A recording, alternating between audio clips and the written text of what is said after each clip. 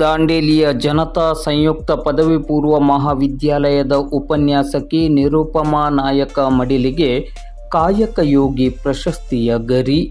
ಕರ್ನಾಟಕ ರಾಜ್ಯ ವೈಜ್ಞಾನಿಕ ಮತ್ತು ಸಂಶೋಧನಾ ಪರಿಷತ್ ಬೆಂಗಳೂರು ನಾಳೆ ಮೇ 1ರಂದು ಕಾರ್ಮಿಕ ದಿನಾಚರಣೆಯ ಪ್ರಯುಕ್ತ ರಾಜ್ಯದ ವಿಶೇಷ ಸೇವಾ ಸಾಧಕರನ್ನು ಗುರುತಿಸಿ ಕೊಡಮಾಡುವ ರಾಜ್ಯ ಮಟ್ಟದ ಕಾಯಕ ಯೋಗಿ ಪ್ರಶಸ್ತಿಗೆ ದಾಂಡೇಲಿಯ ಜನತಾ ಸಂಯುಕ್ತ ಪದವಿ ಪೂರ್ವ ಮಹಾವಿದ್ಯಾಲಯದ ಉಪನ್ಯಾಸಕಿ ನಿರುಪಮಾ ನಾಯಕ ಅವರು ಭಾಜನರಾಗಿದ್ದಾರೆ. ಈ ಬಗ್ಗೆ ಇಂದು ಗುರುವಾರ ಸಂಜೆ 5 ಗಂಟೆ ಸುಮಾರಿಗೆ ಮಾಧ್ಯಮಕ್ಕೆ ಮಾಹಿತಿ ಲಭ್ಯವಾಗಿದೆ.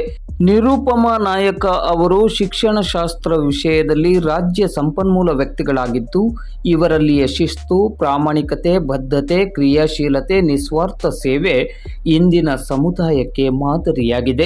ಶೈಕ್ಷಣಿಕವಾಗಿ, ಸಾಮಾಜಿಕವಾಗಿ ಹಲವು ಆಯಾಮಗಳಲ್ಲಿ ಇವರ ಸೇವೆ ಅತ್ಯಮೂಲ್ಯವಾಗಿದೆ.